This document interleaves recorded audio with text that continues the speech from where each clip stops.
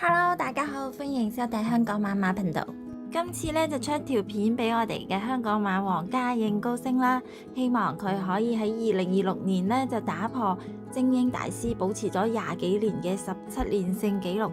大家都知嘉應高升咧嚟香港之前係喺澳洲大衛希斯嗰間靈西牧場有佢個仔訓練嘅。不過其實嘉應高升出世地咧係紐西蘭嘅 Windsor Park Stud 都幾有名嘅呢間牧場。而呢一位咧就係育出嘉應高升嘅紐西蘭練馬師 Fraser。咁根據英文嘅南華早報網站，我會 put 條 link 喺下邊，大家可以去睇嘅。就係呢位 Fraser 先生咧，佢其實係嚟自於一個40年歷史嘅育馬家庭嚟嘅。不過咧，佢就一開始都對育馬冇興趣啦，就做練馬師做咗20年之後咧，先第一次開始試下育馬。點知一育咧就育出咗嘉應高升啦。呢張相咧就係嘉應高升同埋佢嘅媽咪 Missy Mo。Fraser 先生係 Missy Mo 嘅練馬師嚟嘅。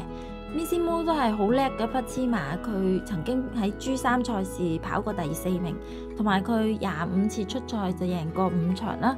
途程係從1200米一路贏過到2050米嘅。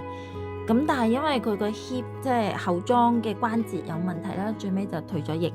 Missy Mo 嘅馬主咧，其實對育馬冇咩興趣嘅。不過 Fraser 先生就覺得呢匹雌馬都非常之有潛質，所以而且佢同呢個 Windsor Park Stud 咧係有生意來往嘅，即係幫個育馬場咧就訓練一啲新馬啊馬仔。咁所以佢就諗住將 Missy Mo 就送咗去呢個農場嘅 Resident Sire， 即係佢個駐場公馬，就呢匹特快班車嗰度配種啦。咁嘉應高升咧就係喺呢個 Windsor Park Stud 嗰度出世嘅。咁佢同佢媽咪咧就喺呢個育馬場度住咗3到4個月。Missy Mo 咧係 Per Incanto 嘅女，大家係估唔估到佢周歲價係幾多咧？原來得500蚊紐紙，即係差唔多3000蚊港幣。嚟翻張大合照先。不過咧天下就冇不散之筵席啦。Missy Mo 依家已經翻天國噶啦。事關佢生完嘉應高升之後，下一胎就係嘉應高升半細佬嘉應晉升啦。其實嘉應晉升都有啲能力嘅，不過可惜佢有喘鳴症。咁生完2胎之後咧，Missy Mo 佢嗰個後裝嗰個關節嘅問題更加嚴重啦，都跛得好犀利。咁 Fraser 咧就決定人道毀滅咗佢，就俾佢少啲受苦。咁再講翻嘉應高升，佢嘅第一個練馬師當然就係 Fraser。咁 Fraser 先生就話嘉應高升係屬於比較遲熟啲嘅，因為同齡嘅馬相比咧，佢係有少少瘦弱。但係佢都覺得匹馬係有潛質嘅，同埋佢個仔咧仲幫嘉應高升起咗個花名叫 Rocky， 即係火箭。咁嘉應高升咧就冇喺啲拍賣會嗰度賣過嘅。佢喺2歲幾嗰時候咧就贏過2次嗰啲蛋草集啊。咁然後就俾大衛希斯啲公子睇中咗啦，買咗去澳洲嘅靈西牧場嗰度，最終就賣咗俾香港嘅馬主啦。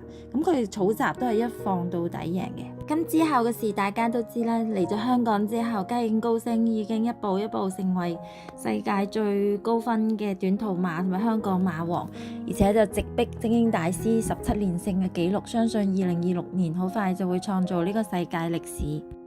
咁作為世界短途王嘅育馬人 Fraser 先生當然非常之興奮啦。佢喺今個月嘅浪琴國際賽嘅時候呢，仲親身嚟香港見證嘉應高升奪冠嘅。佢同嘉應高升重逢嘅時候呢，佢仲嗌佢 Rocky。咁嘉應高升呢，好似似曾相識咁啊，就用個耳仔對住佢。咁如果大家有留意過潘頓或者馬主嘅採訪呢，就知嘉應高升身為世界短途王，但係佢嘅脾氣呢係好溫順嘅喎，好似啤啤熊咁親人㗎。當然脾氣好唔等於話任你摸嘅噃。依家呢，就俾大家睇2段片，睇下大家睇唔睇得出嘉應高升中意同埋唔中意人哋摸邊度呢？歡迎大家喺下邊留言分享答案。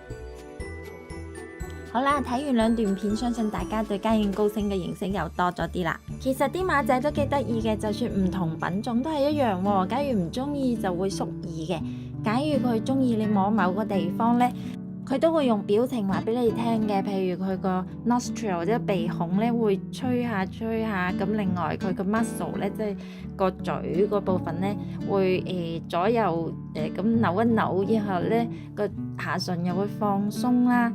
然後嘴嚼啦，同埋眼神會 soften，即係會溫柔，同埋個耳仔會動起身嘅。咁依家咧就請我嘅馬朋友嚟示範下俾大家睇啦。佢係個蒙古馬嚟㗎。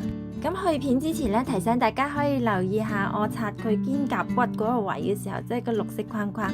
咁佢嗰時候個表情咧，即係嘴嚼啊，個嘴頭歪下扭下咁樣咧，都係代表佢好享受同埋好中意嘅。可惜當時我就冇留意到啦。假如唔係，我會幫佢擦耐啲。